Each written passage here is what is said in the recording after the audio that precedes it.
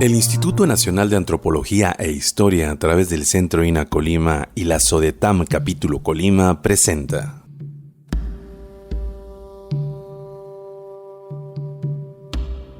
Colima en el tiempo, hacia los 500 años de su fundación. Una serie histórica que trate de hacer visibles los acontecimientos arqueológicos, históricos y artísticos con los que cuenta Colima, de camino a la celebración de los 500 años de su fundación. El programa del día de hoy está dedicado a la diversidad lingüística de Colima a través de la historia. ¿Sabías tú que antes de la conquista de los españoles en el territorio que hoy es Colima se hablaban muchas lenguas diferentes? Hablará de ello la investigadora Tonancy Medina García.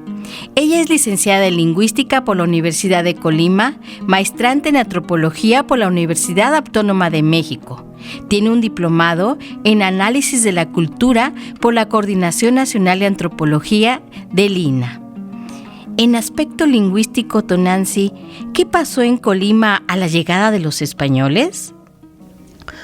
Bueno, uno de los primeros registros, uno de los primeros documentos que existen sobre la situación lingüística en Colima, justo a la llegada de los españoles, es el texto de Lorenzo Lebrón de Quiñones. Él, más o menos pasados 30 años de que habían llegado, ya habían conquistado el territorio de Colima, hizo un documento, una visita por los pueblos de Colima y sus alrededores para observar el estado de las cosas. En este documento, Lebrón de Quiñones menciona que en más o menos 10 leguas de comarca se hablaban aproximadamente 30 lenguas que eran ininteligibles entre sí. Eso quiere decir que no se entendían entre hablantes de una comunidad y de otra.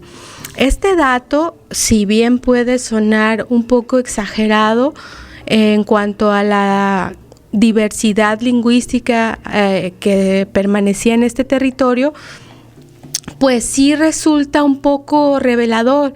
Quizá a Lebrón de Quiñones le parecían lenguas muy diferenciadas, pero sí se podían entender, o quizá no era toda esta diversidad, pero este número que pudiera notar una cierta diferencia entre ellos, pues nos dice mucha información, nos habla de una gran diversidad lingüística que estaba en el territorio. Una vez que se establecen los españoles, bueno, también debemos recordar que durante esta época o antes de la llegada de los españoles existía un imperio, ¿no? Que estamos hablando del imperio azteca, que tenía como lengua el náhuatl.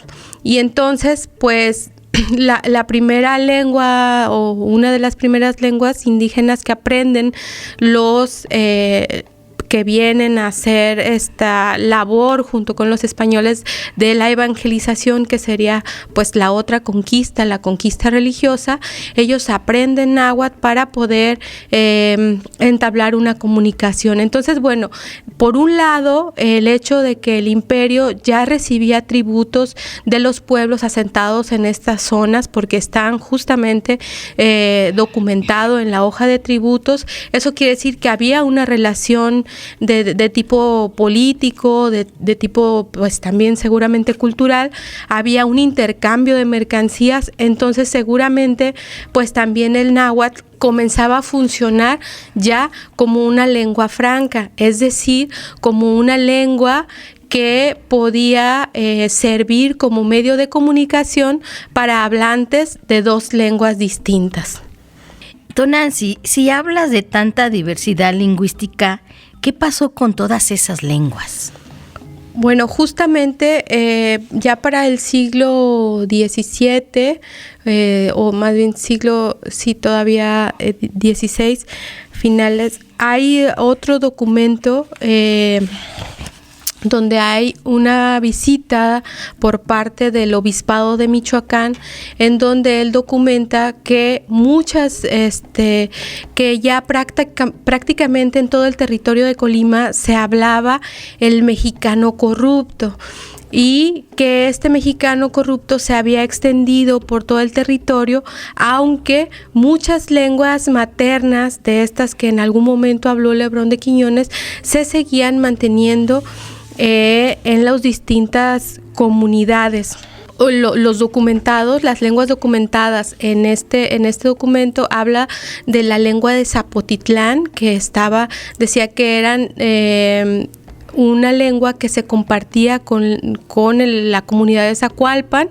Estaba el teconuca, el alanzauteca, que decían, bueno, ellos guardan su lengua especial materna, aunque las misas y todos los servicios se siguen dando en náhuatl. Y esto, pues ya estamos hablando del siglo XVII. Rosa Yáñez, al respecto de esta manifestación del náhuatl extendido en el territorio, pues tiene una muy buena hipótesis en donde plantea que el náhuatl en realidad pues fue esta lengua de comunicación entre españoles e indígenas, y que los escribanos pues habían ya tenían escribanos en náhuatl que pues elaboraban documentos, y que no propiamente eran escribanos locales, sino que venían del centro del país. Entonces, bueno, ahí durante esta época se empieza a crear una estandarización, por así decirlo, de lo que era el náhuatl, este náhuatl corrupto, y que comienza a asentarse como una lengua pues local, ¿no? También debemos recordar que antes de la llegada de los españoles, pues el territorio no estaba unificado, sino que eran una serie de pueblos, cada uno con sus prácticas, con sus costumbres, que si bien pudieron tener relación económica o política o de algún tipo, pues cada pueblo tenía sus propios recursos, sus propias prácticas, pero que con la llegada de los españoles, finalmente ellos se crean, por así decirlo, como unidades, un territorio unificado que sería la villa de Colima, y se empiezan a crear pues estos como centros, por así decirlo, comunitarios de indígenas. Entonces, bueno, hay esta estandarización del náhuatl, hay una mayor comunicación a través de la corona y de todo esto que viene a traer la época virreinal, esta consolidación de un territorio, de una identidad. Entonces empieza a haber también una división que dice, bueno, son los indígenas, son los españoles, son los mulatos. Entonces ya los indígenas, aunque pertenecieran a distintos pueblos o a distintas tradiciones, pues eran uno solo, ¿no? Hay una identidad indígena que se va consolidando también. Entonces, pues al establecerse el náhuatl, empiezan a desplazarse todas estas lenguas que preexistían en el territorio, un poco como lo que pasó con España. Antes de la llegada de los romanos, pues tampoco era un territorio unificado, también se hablaba una gran diversidad de lenguas, y cuando llegan los romanos a España, pues se establece como un territorio, se establece el latín como lengua oficial, y las hablas particulares de cada pueblo empiezan a darle identidad a esto que después se vuelven pues las lenguas romances, más o menos un poco así. Tonantzin Medina actualmente es profesor investigador titular B del Instituto Nacional de Antropología e Historia. Ella tiene el proyecto titulado Evaluación y propuesta metodológica para el estudio de las lenguas y la cultura indígena en Colima. También es docente por horas en la licenciatura en Lingüística en la Facultad de Letras y Comunicación de esta misma universidad. Tonantzin, esto que nos comentas, entonces si el náhuatl se extendió por el territorio, ¿por qué al pasar de los años también fue desapareciendo? Bueno, pues finalmente la lengua que empieza a tomar una gran fuerza, pues es el español, ¿no? Porque permite pues comunicarse con todos los habitantes de este territorio y empieza a generar este desplazamiento. Además, de pues una serie de factores que tienen que ver con la educación, con las cuestiones políticas, porque luego si no aprendías español pues eras tachado de brujo o que no querías aprender también la religión, aunque todavía en el siglo XX a principios del siglo XX todavía llegó a haber misas en náhuatl en algunas comunidades muy alejadas, antes de pues que se dieran en latín. Entonces todavía hay prácticas que se daban en náhuatl, pero pues lamentablemente se empieza a crear un estigma sobre el hablar una lengua indígena. Entonces era pues tachado de ignorante, tachado de brujo, tachado de muchos aspectos por los mismos movimientos políticos, económicos, religiosos que empiezan a suceder en todo el territorio, pues comienzan a desplazarse. Pero no fue... A pesar de ser un territorio tan pequeño, no sucedió tan rápido. Todavía a mediados del siglo XX, todavía teníamos por ahí algunos recordantes de lengua que recordaban haber escuchado a sus papás hablar, a sus abuelos hablar. Eso quiere decir que a principios de siglo, pues todavía había hablantes de náhuatl. Entonces, y del náhuatl que se habló en esta región. Entonces, pues no fue una tarea, un hecho que sucedió tan rápido. Sí hubo una permanencia, una conservación de estas prácticas lingüísticas que perduraron. Continuamos con la lingüista Tonantzin Medina García, quien tiene como principales líneas de investigación la sociolingüística, etnolingüística, lingüística cognitiva y cultura alimentaria. Tonantzin, entonces una vez que se estableció el náhuatl como la lengua en los pueblos originarios, ¿también se hablaban otras lenguas? Bueno, sí, digamos que para el siglo XVII por ahí, Polo Baliñas, Clavijero y en otros documentos mencionan lenguas como el alanzauteca, el teconuca, dice Rosa Yáñez, el coca, ¿no? Que también estuvo por aquí cerca, pero hay una lengua, digamos, que estuvo como en la voz, en la mirada de muchos investigadores que venían a Colima, que es el otomí, o ñañú, que se cree que se habló en la comunidad de Zacualpan. No hay, pues, rastros totalmente, una evidencia contundente para demostrar que esto así sea, que se haya hablado náhuatl en la comunidad de Zacualpan.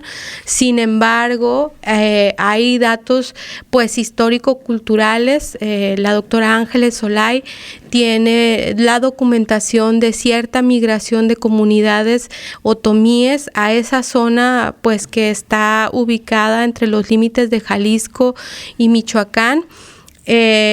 Y también en trabajo de investigación encontramos por ahí algunos remanentes de la utilización de ciertos ingredientes para la elaboración de comidas que solo se utilizan en la región del Valle de Mezquital, en la zona, en las comunidades otomíes. Entonces, por ahí estas evidencias culturales, estas evidencias antropológicas o arqueológicas nos pueden dar una luz, una pauta para presentar la hipótesis de que probablemente sí pudo haber hablantes otomíes, pero no eran la totalidad de la comunidad, quizá eran un pequeño grupo de migrantes, porque pues tanto la comunidad, su nomenclatura, Zacualpan, pertenece al náhuatl, como los contactos a los alrededores, el vocabulario que mantienen sigue siendo en náhuatl, las frases que recuerdan de sus abuelos y todo eso sigue siendo náhuatl. No hemos encontrado un vocabulario que sea contundentemente pues otomí. Entonces, sin embargo, sí cabe la posibilidad de que hubiera una cierta comunidad de migrantes otomíes en la comunidad de Zacualpan. En un momento regresamos.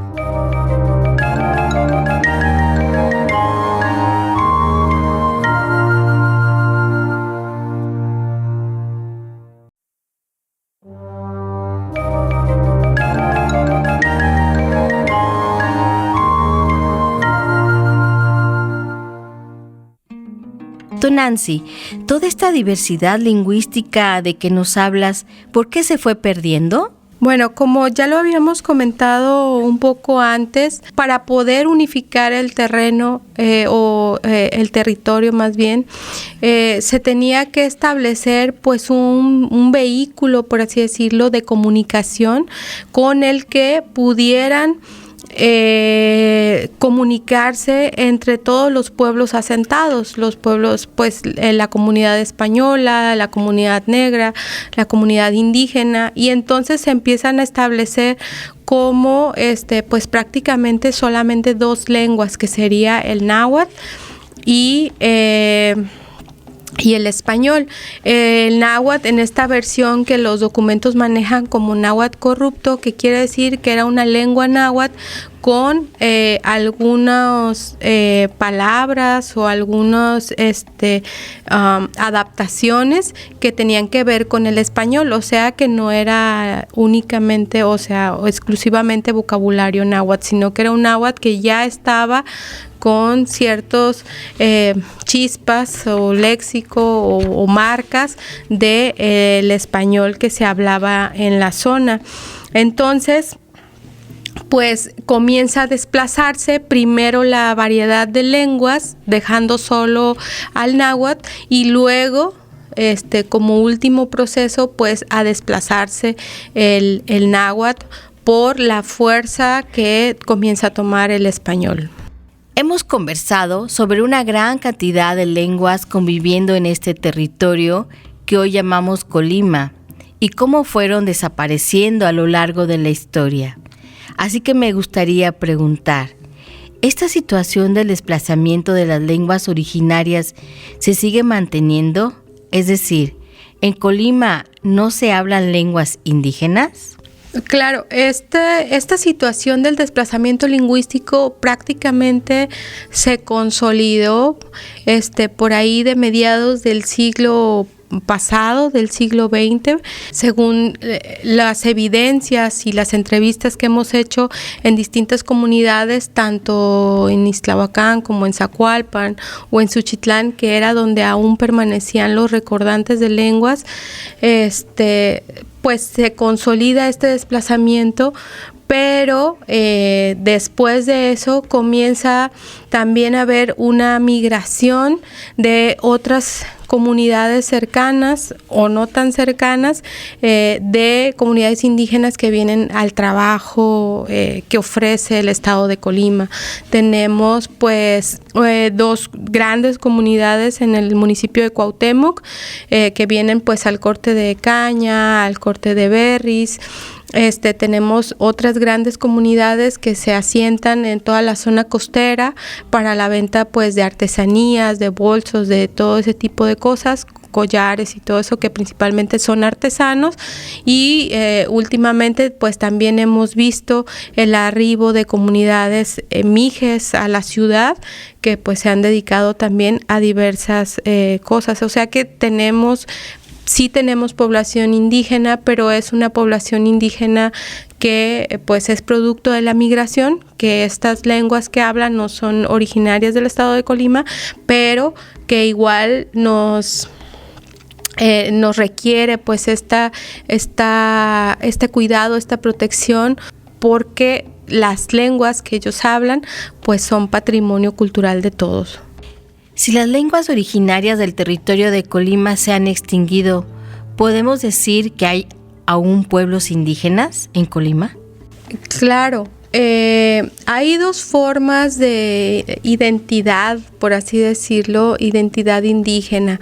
Una es pues a través de pues el reconocimiento y todo lo que viene del exterior, y otra es a través del autorreconocimiento. Generalmente cuando viene del exterior pues se reconoce porque, o más bien las sociedades les reconocen porque hablan una lengua indígena. Pero ¿qué pasa cuando ya no se habla una lengua indígena? Cuando ya no hay una vestimenta tradicional, cuando ya no hay una arquitectura tradicional o comida tradicional de una comunidad. ¿Se pueden todavía seguir llamando comunidades indígenas? Pues claro que sí, porque hay un autorreconocimiento, ¿no? Ellos mismos se reconocen como indígenas por su historia, por su cultura, por su reproducción de prácticas, porque finalmente la lengua es el producto de una forma en que hemos convenido entender el mundo. Las lenguas nos hacen pensar de cierta manera. Por eso decía León Portilla, cuando se muere una lengua, una puerta se cierra, porque cada lengua nos permite observar el mundo de una forma distinta. Y entonces, ¿qué pasa cuando un hablante se le ha desplazado de su propia lengua o ha dejado de hablar su lengua? De todas maneras, él sigue viendo el mundo como lo aprendió a ver a través de sus ancestros, aunque ya no hablen la lengua. Yo les quisiera poner a los radioescuchas el ejemplo de imaginarse cuando, si ustedes se fueran a otro país, se fueran a Alemania y nunca más volvieran a hablar español, ¿ustedes dejarían de ser mexicanos? Quizá no, porque llevan todo este recuerdo, toda serie de prácticas de hacer un tecito, de entender la familia de una manera diferente que se entiende en Alemania, la cultura, la naturaleza, y aún más en estos pueblos originarios que su entorno cultural o biocultural sigue siendo el mismo, ¿no? El Cerro Grande, el pequeño valle de Iztlahuacán, o la montaña acá cerca de Suchitlán. El entorno cultural sigue siendo el mismo, las plantas para elaborar medicina, la ideología y todo eso siguen siendo. Entonces hay un autorreconocimiento como comunidad indígena. Ellos, decía un señor en Zacualpan, pues yo soy indio de calzones y solamente si me sacaran la sangre yo dejaría de ser indio, ¿no? O sea, solamente sacándome la sangre. Entonces, ¿por qué? Porque hay esta historia que se ha contado a través de sus prácticas, a través de su identidad, de su personalidad y de una serie pues de prácticas que siguen vivas. Nancy, qué lástima, estamos a punto de terminar el programa, pero nos gustaría que a manera de cierre nos dieras un resumen general sobre la situación lingüística de Colima y en las poblaciones en las que has trabajado. Sí, mira, yo creo que históricamente pues nos falta todavía documentación para tener como ciertas certezas de cuántas lenguas se hablaron, hasta dónde llegó ese alcance de esta distribución lingüística. Sin embargo, pues hay una poca documentación que nos habla de una gran diversidad lingüística hasta antes de la llegada de los españoles, situación pues que fue desplazada por el náhuatl y estas importantes hipótesis de que fuimos un territorio nahuatlizado y en ese sentido pues aprendimos a la lengua náhuatl o tomamos la lengua náhuatl como una lengua vehicular, una forma de comunicación, y a partir de ahí pues hubo pues estos desplazamientos por la cuestión, pues por cuestiones políticas y de creencias respecto al español. Finalmente hay estudios increíbles de Polo Baliñas, de John Bessett Johnson, y todos ellos que hablan pues del camino a este desplazamiento, pero que las lenguas pues siguen vivas, a lo mejor no las originarias de Colima, pero siguen vivas en nuestros entornos, en nuestro territorio, y hay que cuidarlas porque son parte de nuestro patrimonio cultural, pero que estos remanentes de las lenguas que se hablaron pues también siguen presentes en los altares de Día de Muertos, en Suchitlán, en las comidas, en Ixtlahuacán, en los chayacates, en Zacualpan, en todo lo que tiene que ver con la siembra, la milpa y todo eso. Ahí están nuestros remanentes de pensamiento náhuatl y nuestras comunidades indígenas vivas. Sin duda, Tonantzin, un tema muy interesante en donde vemos un gran avance en la investigación lingüística de Colima, que esperamos verlo culminado satisfactoriamente. Edición de audio, Eduardo Luquín. Agradecemos a la Universidad de Colima, Universo 94.9, por la transmisión de esta serie de Camino a la conmemoración de los 500 años de la fundación de la Villa de Colima. En la voz, María Irma López Rasgado y Tonantzin Medina García.